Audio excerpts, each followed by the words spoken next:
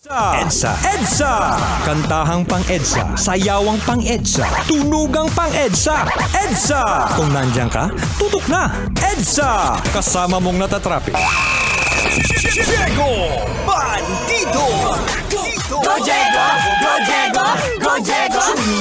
EDSA! Itaas ang kamot sa mga angkol, itaas ang kamot sa mga angkol. Bunalikol, bunalikol, bunalikol, bunalikol.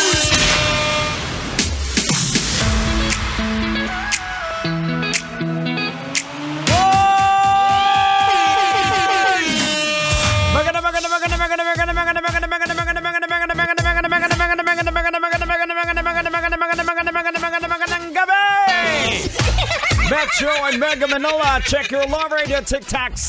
It is now 29 minutes after 8 o'clock. We are still broadcasting live across the city by the bay. This is Metro's number 1, 90.7 Love Radio. Kailangan pa bang i-memorize yan? Basic!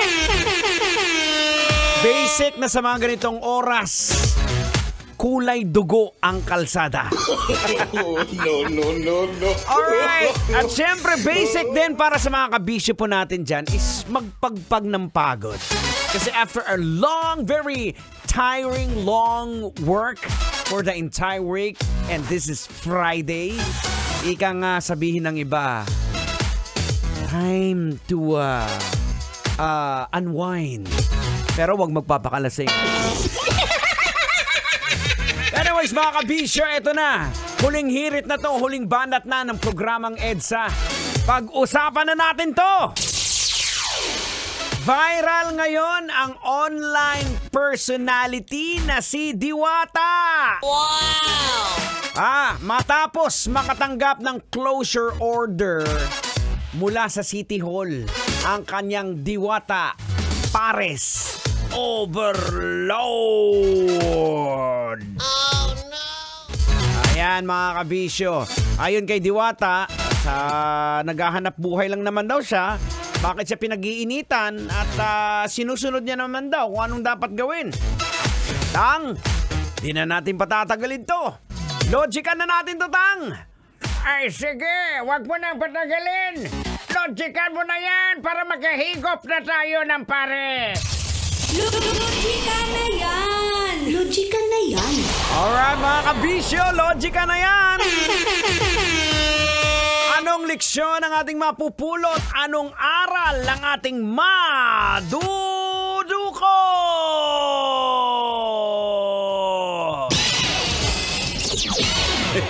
Nawala yung pipindutin ko eh. No. Kung saan napupunta eh. Doon tayo mo kasi kakalikutin. Pambihira naman oh. O eto na mga kabisyo, kailangan pa bang i-memorize yan? Boards, eto basic na basic to eh.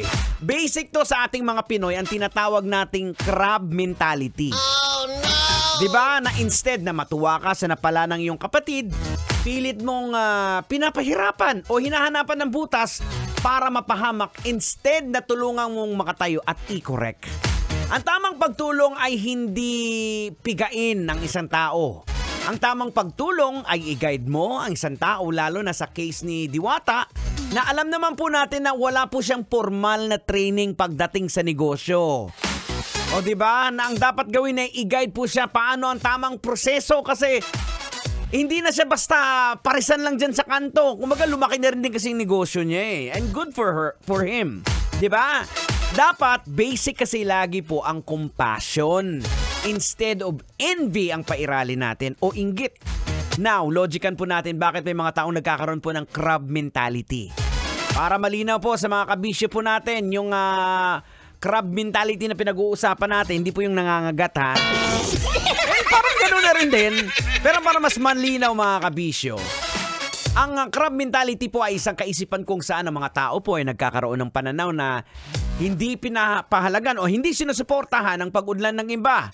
Lalo na kung ang kanilang sariling sitwasyon mismo, medyo parang naiiwanan sila. Ang ilan po sa mga dahilan syempre kawalan ng kumpiyansa sa sarili. Sa halip na itaguyod yung pag-unlad ng iba, mas pipiliin po nilang hindi po ito i-acknowledge. Kasi para hindi sila maiiwan, parang hindi sila mas mukhang mababa.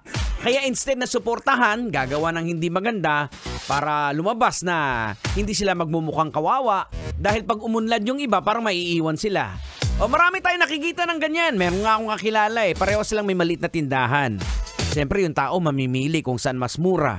Tama ba namang sabihan yung tapat ng timbahan niya, ibaba niya yung presyo niya kasi nawawalan ng customer.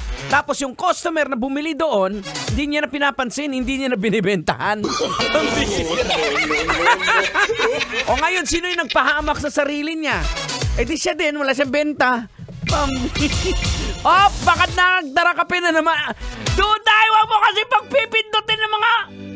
Pambihira naman to si Duday. O siya, tayo po'y magpapaalam na maraming salamat mga kabisyo. I hope you guys are having a great time. Check our time. We got 34 minutes after 8 o'clock and this has been your friend. My name is Diego Bandido saying on whatever you do it all for the glory of God. Coming up next, Totoy Bato.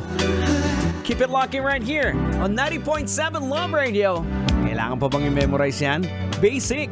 Kailangan pa bang i-memorize yan? Love Radio Basic!